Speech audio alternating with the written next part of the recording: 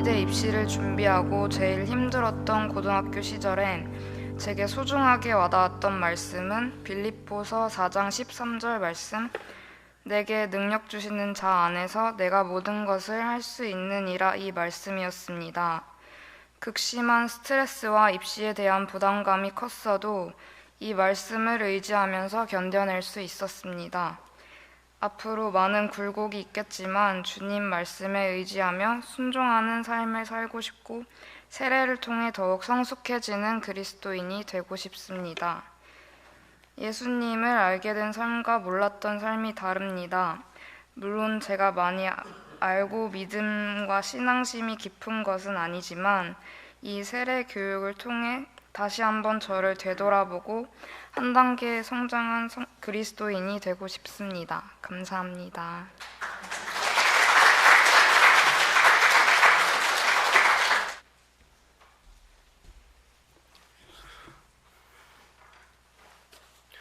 안녕하세요.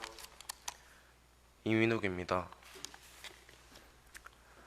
저는 세례를 받고 하나님의 자녀로 거듭나겠다는 다짐과 신앙생활에 성실히 임할 것을 다짐하며 마음의 문을 열고 새로워진 몸과 마음으로 하나님께 순종하는 자가 되고 이번 세례를 통해서 하나님께 더욱 가까이 다가갈 수 있으며 하나님께서 주신 말씀을 잘 따르는 자가 되겠습니다.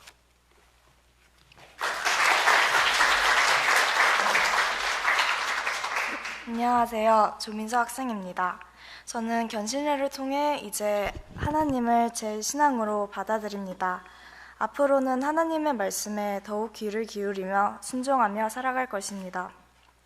견신례를 통해 하나님께 더 기대고 의지하며 사는 삶을 살고 싶습니다. 감사합니다. 안녕하세요. 정유준 청년입니다. 태어남과 동시에 예수님을 알게 되었습니다. 조부모님 때부터 시작된 믿음은 27년이 지난 지금도 쭉 내려오고 있습니다. 그리스도에 대해 알기 전의 모습은 잘 떠오르진 않지만 그냥 자연스레 이해할 수 있었습니다. 온 가족 생활의 중심에 예수 그리스도가 있었기에 가능한 것 같습니다. 저는 자라면서 중심이 점점 변화하는 것을 느낄 수 있었습니다. 때로는 고된 학업에 치여 주일에만 예수님을 찾았었고 바쁜 일상을 핑계로 제가 필요하고 절박한 상황에만 그분을 불렀던 것 같습니다. 그러한 상황에도 마음 한켠에는 제 일상의 중심을 예수님에게 맞추고 싶다는 마음이 항상 있었습니다. 이번 세례 교육을 통해 제가 그리스도를 만나게 된 것은 그분이 저를 선택하시고 계획하셨다는 것을 상기할 수 있는 커다란 계기가 될 것임을 알게 된 계기였습니다. 그렇기에 이번 견신례는 저에게는 그리스도인다운 그리스도인으로 거듭나고 그동안의 제 모습을 반성할 수 있는 계기로 작용할 수 있다고 생각하였습니다. 이번 견신례에 앞서 고린도후서 3장 3절 말씀을 제 삶에 지탱하는 말씀으로 놓고 싶습니다. 너희는 우리로 말미암아 나타난 그리스도의 편지니 이는 먹으로 쓴 것이 아니요 하나님의 영으로 쓴 것이며 또 돌판에 쓴 것이 아니요 오직 육의 마음판에 쓴 것이라 라는 말씀입니다. 세례를 앞두고 저는 이 말씀을 바탕으로 그리스도의 편지가 되자라는 제 신앙의 모토를 세웠습니다. 그분이 보시기에 진정으로 그리스도의 메시지를 전달할 수 있는 사람, 또 자연스럽게 그리스도의 향기가 나는 사람이 되고 싶습니다. 물론 이 과정에서 저는 계속해서 물음표가 생길 것이고 결코 순탄하지 않은 길임을 잘 압니다. 하지만 이러한 믿음의 싸움 역시 주님의 계획 안에 있다고 생각합니다. 그분이 정해주신 길을 따라 저는 묵묵히 나아갈 것입니다. 그러다 보면 언젠가 제 신앙의 모토를 이룰 수 있다고 확신합니다. 감사합니다.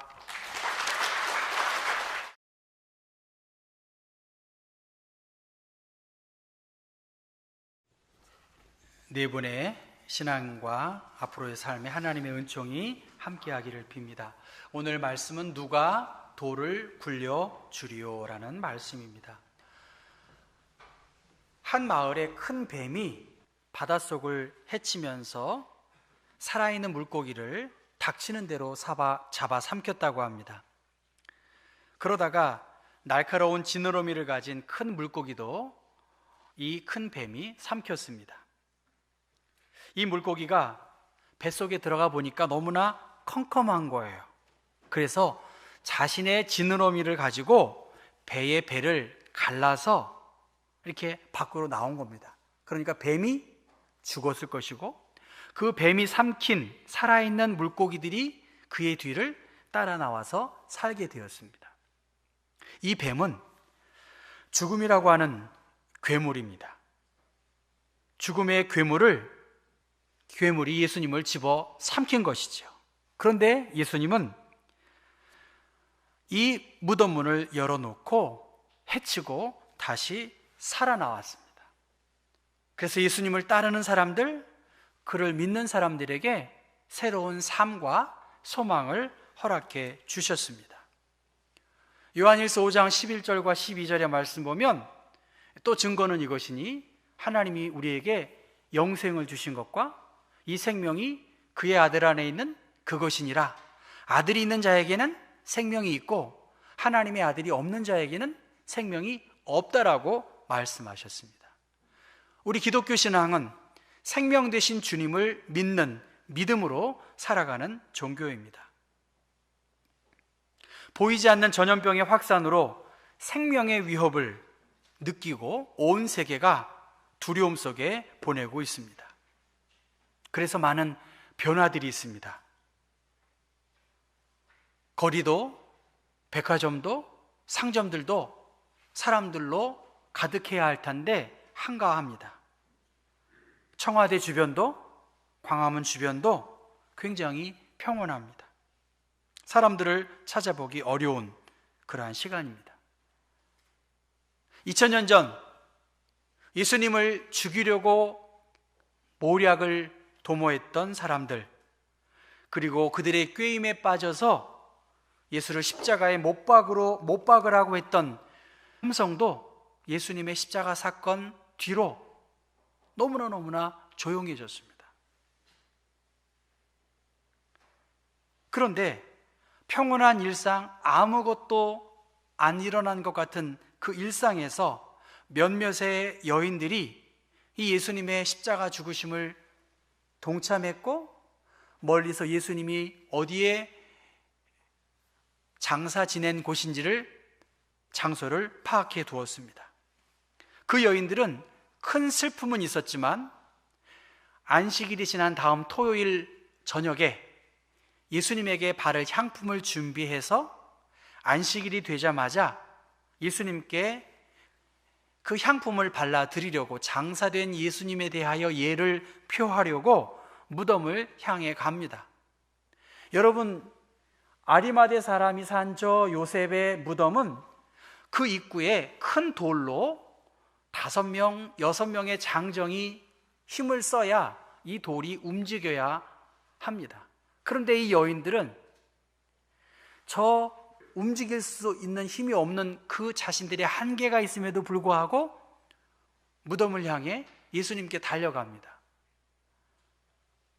그리고 염려하고 걱정합니다. 누가 저 돌 무덤 입구를 막고 있는 저 돌을 옮겨줄 수 있을까? 저 같으면 미리 사람을 사서라도 데리고 갈 텐데 그 누구도, 남자들도 그 일에 참여하기를 꺼려하고 사람을 아마 동조하는 사람들을 아마 찾지 못했을 것이라고 봅니다. 힘도 없고, 그러나 예수님을 잘 섬기려고 했던 그 마음 하나로 문제 속에서, 염려 속에서 무덤에 이르고 있습니다. 그들은 염려하면서 누가 우리를 위하여 무덤 문에서 돌을 굴려주리요. 그런데 4절 말씀에 그 무덤에 도착해보고 염려 속에 있었지만 눈을 들어 그 무덤 입구를 보니까 벌써 돌이 굴려졌고 그 돌은 심히 컸던 것을 보게 됩니다. 마태복음에서는 지진이 났고 주의 천사가 돌을 옮겼다고 그렇게 말합니다. 여인들이 도착하니까 이미 무덤 문은 열려 있었다는 거죠. 하나님께서 이미 이 일을 이루셨는데 이 여인들은 누가 이 돌을 옮겨줄 수 있을까 하며 염려했다는 것입니다. 그리고 그 이미 열려있는 무덤 속에 들어가 한 청년을 만나고 그 청년은 놀라지 말아라. 예수님은 여기 계시지 않는다. 그가 살아나셨고 그가 말씀하신 대로 갈릴리에 갈 것이다. 너희들은 이 일에 증인이 되라고 그렇게 말씀하시면서 제자들과 베드로에게 이 사실을 전하라고 그렇게 사명을 받습니다. 예수님의 부활 사건, 이 여인들은 과연 예수님이 부활하실 것을 믿었나? 믿었다고 볼 수 없어요. 그는 죽은 예수를 만나려고 그에게 예의를 다 표하려고 간 것이지 부활하신 주님을 만나러 간 것은 아닙니다. 예수님에 대한 사랑을 받았고 그의 따스한 말, 가슴을 전달받은 그 사랑, 하나님의 말씀을 받은 그 사랑에 감사해서 그들은 최선을 다하여서 예수님을 섬기려고 한 그 마음뿐이었습니다. 그런데 그들에게 오히려 그가 나사렛 예수가 살아나셨음을 그 여인들에게 전달하고 있습니다.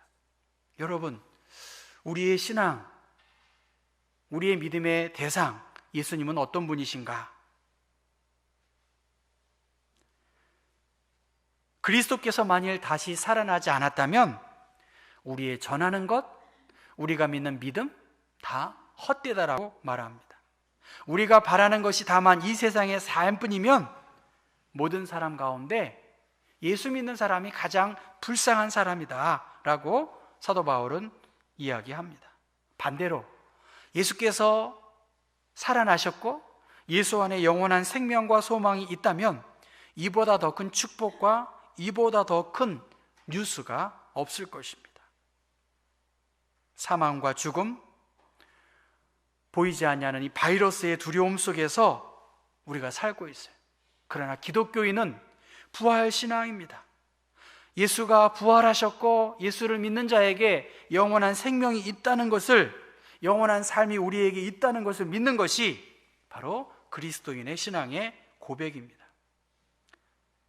가서 그의 제자들과 베드로에게 예수께서 말씀하신 갈릴리에 가서 너희들이 갈릴리로 가면 부활하신 예수를 만날 것이라고 하는 사명을 그 여인을 통해서 제자들과 베드로를 부활의 증거자로 깨우치는 그러한 일들을 하게 됩니다. 그 여인들은 청년을 통해 전달받은 말을 듣고 몹시 떨며 나와서 무덤에서 도망치고 그 무서움 속에서 아무에게도 말하지 못했다고 했지만 결과적으로는 그들을 통해서 주님의 부활하신 소식들이 증거되었습니다. 여러분, 우리에게 정도의 차이는 있지만 사는 것이 다 어렵지요. 쉬운 일은 아무도 없습니다. 그런데 일을 안 한다고 쉬는 게 아니죠. 목적 없이 그냥 쉬는 것도 굉장히 피곤합니다. 우리 안에 정상적인 이상을 꿈꾸지만 우리가 살아가는 그 어떤 나라도, 그 어떤 교회도 내 마음에 다 만족하기가 어렵습니다. 우리 앞에 저 돌 무덤을 가로막는 문제가 산을 넘고 또 산을 넘어도 문제가 연속적으로 다 있는 것을 우리가 알고 있습니다. 과연 누가 이 두려움과 염려와 근심과 이 전염병 바이러스 앞에 누가 위로와 소망과 기쁨을 줄 수 있을까? 누가 이 돌을 굴려줄까 하면서 그 자리에 앉았다면 부활의 소식은 그 여인들에게 전달되지 않았을 것입니다. 그들이 눈을 들어 무덤을 바라봤고 아브라함 또한 하나님의 말씀에 순종했을 때에, 눈을 들었을 때에 수풀에 걸린 순양을 보게 되었습니다. 하나님은 여러분에게 눈을 들어 동서남북을 바라보라, 그렇게 말씀하세요. 하늘의 별처럼 바다의 모래처럼 하나님의 약속이 이루어질 것이다. 믿음은 바라보는 거고요. 믿음은 하나님의 나를 통해서 일하실 것을 이미지화하고 상상하고 꿈꾸고 그러한 소망을 가지고 간구하는 자에게 하나님은 믿음으로 역사하세요. 이 부활절에 여러분 바라보시고 눈을 들으셔서 하나님의 일하심을 바라볼 때, 하나님의 행하심을 기억할 때, 우리의 시선이 십자가를 바라볼 때 빈무덤이 아니고 빈무덤 속에서 울고 하는 것이 아니라 부활하시고 승리하신 나와 함께 하신 주님, 그분을 향해 나아갈 때 하나님은 새로운 일들을 맡기십니다. 제자들과 베드로, 하나님 포기하지 않으셨어요. 예수님은 포기하지 않으셨습니다. 예수님의 단어에는 포기란 없어요. 하나님이 나를 사랑하시고 이들을 통해서 주의 증거자의 삶을 살도록 하셨습니다. 그것은 베드로뿐만이 아닙니다. 사나 죽으나 우리는 주님의 것이다. 그리스도께서 죽었다가 다시 살아나셨으니 죽은 자와 산 자의 주인이 되시겠다라고 주님이 말씀하셨습니다. 사랑하는 성도 여러분, 너희 안에서 행하시는 분은 하나님이시다. 여러분 안에 행하시는 분은 하나님이시고, 하나님께서 우리의 걸음걸음 속에서 눈을 들어서 하나님의 행하심을 보게 하신다는 것입니다. 어느 목동이 꾀꼬리에게 노래를 불러라고, 노래를 한번 불러봐라, 네가 잘하는 그 노래를 좀 불러보라, 그렇게 이야기했습니다. 그랬더니 이 꾀꼬리가 하는 말이, 개구리가 너무 시끄럽게 해서 노래할 기분이 안 납니다.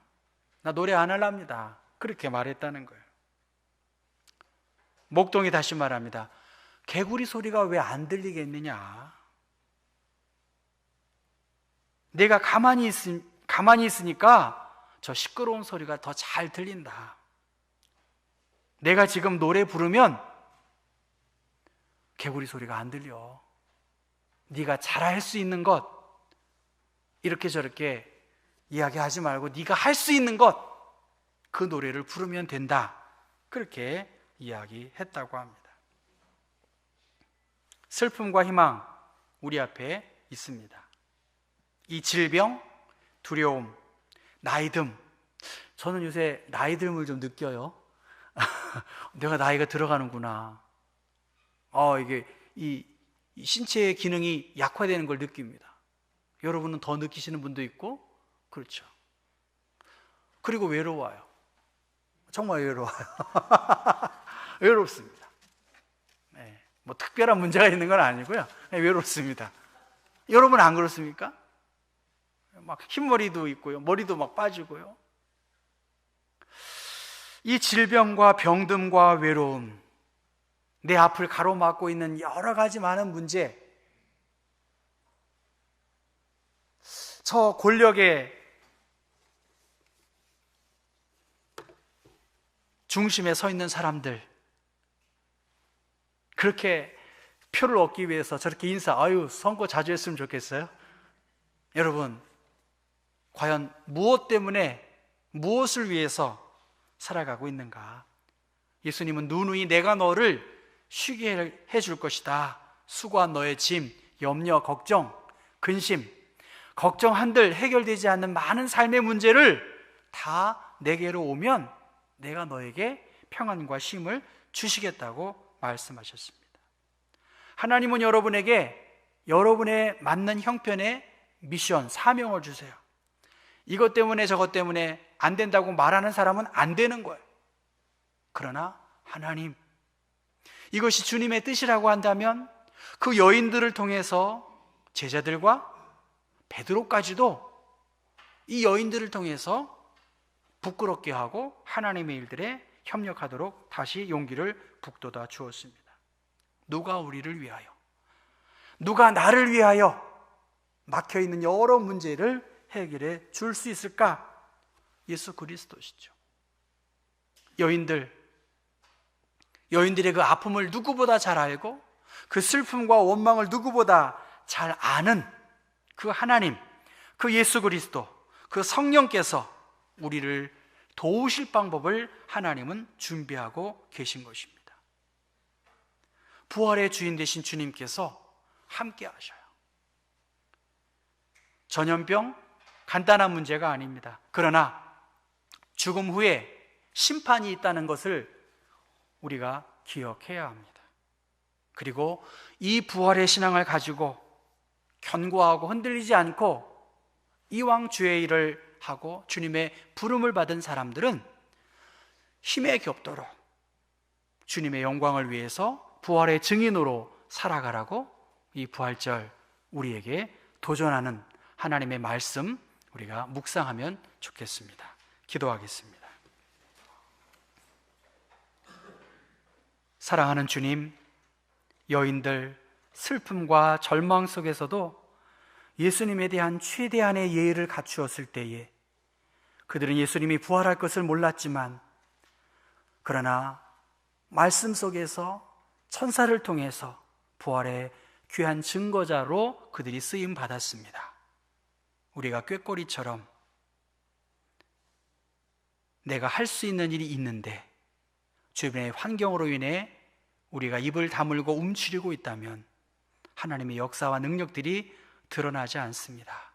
눈을 들게 하시고 우리의 시선과 생각과 마음이 하나님께 향하게 하시고 빈 무덤을 뒤로 하고 나와 함께 하시는 영광의 주님과 순간순간 동행하여 우리의 거친 세상에서 피난처가 되시는 예수 그리스도 주님 안에서 안식과 소망을 얻는 하나님의 사람들 되게 하여 주옵소서.